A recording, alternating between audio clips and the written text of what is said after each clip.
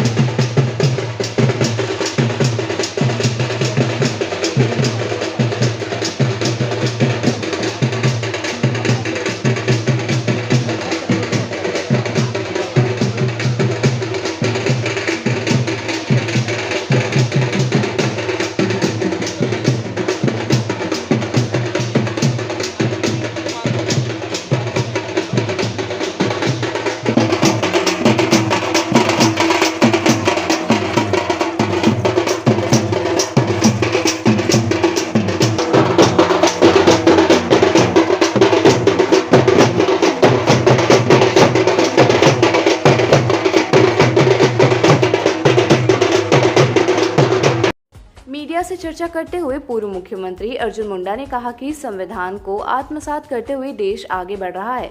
अर्जुन मुंडा ने महान विभूति बाबा साहेब अम्बेडकर को नमन किया। बाबा साहेब अम्बेडकर के माध्यम से जो देश को संविधान ग्रंथ मिला है, जो पूरे भारत के नागरिकों को सभी जाति धर्म से निकलकर भारतीयता का परिचय कराता है और भारत एक समग्र राष्ट्र के रूप में कैसे विकसित हो इसका रास्ता बताता है। छत्तीसगढ़ और झारखंड में नक्सलवाद को लेकर पूर्व मुख्यमंत्री अर्जुन मुंडा ने कहा कि ऐसी समस्या का समाधान 2 तरह से हो सकता है।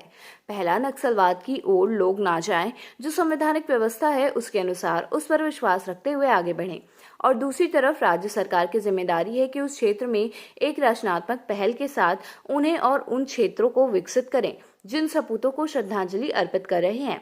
उसका मूल उद्देश्य लोकतांत्रिक राष्ट्र की जो एक शक्ति है वह आम नागरिकों पर निहित है। आम नागरिकों के अंदर वह शक्ति दिखती है कि संविधान कितना मजबूती देता है।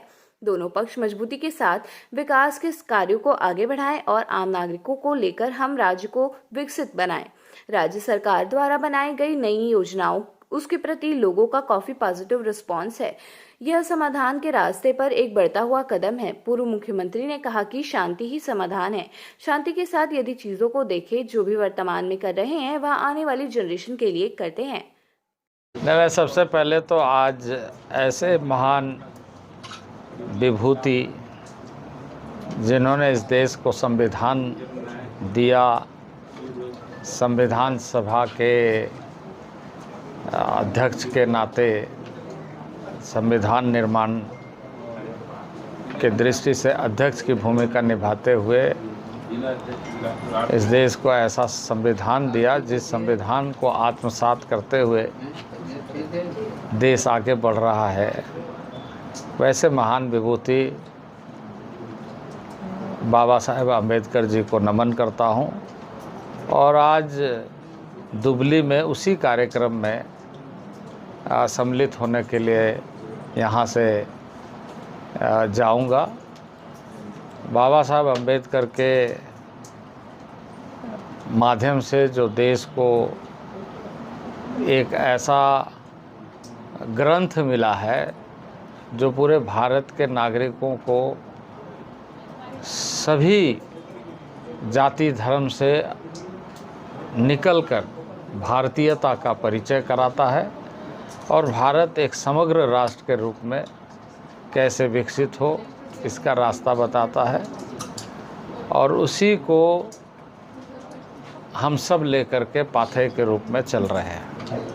झारखंड के मुख्यमंत्री तो ये मेरे लिए सौभाग्य है कि मैं उस कार्य के लिए आया हूँ और साथ ही साथ हमारे समाज के बहुत सारे वरीय लोग हैं, उनके साथ मुलाकात होगी और यहाँ विवाह का भी एक आयोजन है, उसमें भी मैं शरीक होऊंगा। तो कुल मिलाकर के ये एक ऐसा यात्रा, ऐसा दौरा या ऐसा कार्यक्रम है जो सामाजिक राजनीतिक दृष्टि से काफ़ी महत्व का है और हमारे लिए ये सौभाग्य की बात है।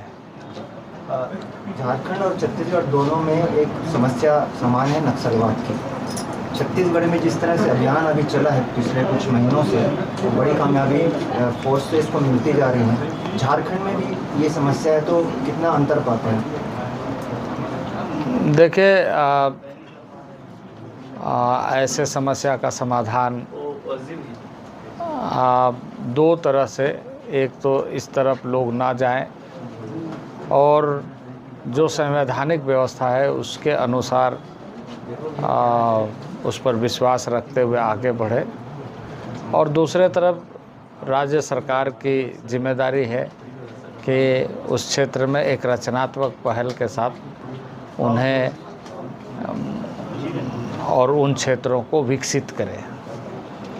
शिक्षा में, स्वास्थ्य में, रोजगार में नया अवसर कैसे मिले, ये सुनिश्चित करना जिम्मेदारी है। और ऐसे चीज़ों में आम नागरिकों को जुड़ना और संविधान में विश्वास करते हुए आगे बढ़ना, जो आज हम जिन सपूत को श्रद्धांजलि अर्पित कर रहे हैं, उसका मूल उद्देश्य यही है कि लोकतांत्रिक राष्ट्र की जो एक शक्ति है वो आम नागरिकों पर निहित है। आम नागरिकों के अंदर वो शक्ति दिखती है कि हमारा संविधान कितना हमें मजबूती देता है। तो दोनों पक्ष मजबूती के साथ कि हम विकास के कार्यों को आगे बढ़ाएं और आम नागरिकों को ले करके हम राज्य को विकसित बनाएं, देश को विकसित बनाएं। तो इसका समाधान हो रहा है और लोग आ रहे हैं। लोग अब वैसे चीज़ों पर जो कई बार जाने अनजाने जुड़ जाते हैं, उनको वापस आने का मौका मिल रहा है। और राज्य सरकार ने जो नया इस पर रिहैबिलिटेशन पॉलिसी बनाई है, उसके प्रति लोगों का काफ़ी पॉजिटिव रिस्पांस है। तो मैं समझता हूँ कि इसको समस्या ना मान करके इसको समाधान के रास्ते पर एक बढ़ता हुआ कदम हम कहेंगे। जी, तो एक दावा की अगली होली तक ये समस्या। झारखंड के पूर्व मुख्यमंत्री ने वक्फ बोर्ड को लेकर कहा कि बंगाल में राजनीति हो रही है, देश में तो कहीं नहीं हो रही। बंगाल के लोग राजनीति कर रहे हैं क्योंकि इस बात का खतरा है कि जो वक्फ के नाम से जो आज तक लोग कर रहे थे वह नहीं होगा और एक साधारण परिवार मुस्लिम समुदाय को उनका हक मिलेगा। कुछ लोग सारे स्थान पर वक्फ की प्रॉपर्टी पर बैठा दी, जिसको कहेंगे उस पर नियंत्रण है। वक्फ सबके लिए है, मुस्लिम समुदाय से जुड़े हुए लोगों को उसका लाभ मिलना चाहिए, जिसका सबने स्वागत किया। अब विपक्ष को इसको राजनीतिक मुद्दा बना रही है, इसको आलोचना कर रहे हैं, इसको राजनीतिक चश्मे से देखने की कोशिश कर रहे हैं। यह नहीं होना चाहिए। तो वहाँ के हालातों को बेहतर समझते हैं, राजनीति को जानते होंगे। तो जो प्रदर्शन और हिंसा हो रही है, क्या राजनीति से प्रेरित है या सचमुच वहाँ की जनता भड़की हुई है? देखिए, वहाँ राजनीति हो रही है, देश में तो कहीं नहीं हो रही है। बंगाल में ही क्यों हो रही है? क्योंकि बंगाल में लोग वहाँ राजनीति कर रहे हैं इस दृष्टि से कि लोगों को इस बात का खतरा है कि जो वक्फ के नाम से जो आज तक लोग कर रहे थे वो नहीं होगा और एक साधारण परिवार मुस्लिम समुदाय का उसको उनका हक मिलेगा। कि पर्पज़ जो है वक्फ का, वो पर्पज़ के अनुसार वो उससे जुड़ेगा।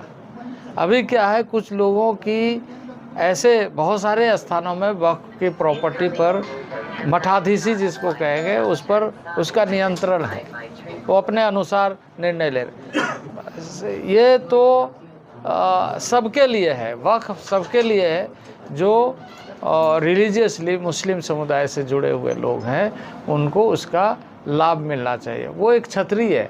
अब छतरी में कुछ ही लोग खड़े होकर के रहेंगे तो नहीं चलेगा, छतरी तो सबके लिए है, सबको मिलना चाहिए। तो उसको एलोबरेट करते हुए पार्लियामेंट में और सबने स्वागत किया है। अब विपक्ष इसको राजनीतिक मुद्दा, क्योंकि ये हमेशा इस तरीके से, जब सदन में इस बात की चर्चा हो चुकी है कि जब यूपीए की गवर्नमेंट थी उस समय लोगों ने इसकी बहुत वकालत की है कि वक्फ को संशोधन करना चाहिए, रिफॉर्म्स करना चाहिए और इस तरीके से करना चाहिए जिससे कि वक्फ का जो उद्देश्य है वो लोगों तक पहुँचे।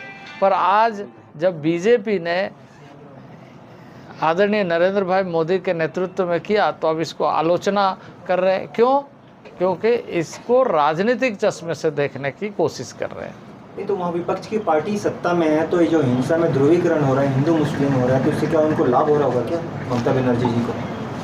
नहीं, देखिए ये तो होना नहीं चाहिए, ये प्रशासन की जिम्मेदारी है और प्रशासन यदि इन सारे चीज़ों में ठोस कदम नहीं उठाती है, इसका ये मतलब है कि ये लोगों का भला नहीं चाहती है, इवन मुस्लिम का भी भला नहीं चाहते हैं। तो मुस्लिम के भला के लिए अगर आप चाहते हैं तो आपको ये बात उनके बीच में भी कहना चाहिए और सरकार को सहर्ष स्वीकार वेलकम करना चाहिए कि एक समग्र दृष्टिकोण वक्फ में है जो जिसमें रिफॉर्म्स किया गया है। Thank you. तो ये था आज के ताज़ा तरीन खबरों का सार। आप इसी तरह से बने रहिए हमारे साथ TNA न्यूज़ पर। धन्यवाद।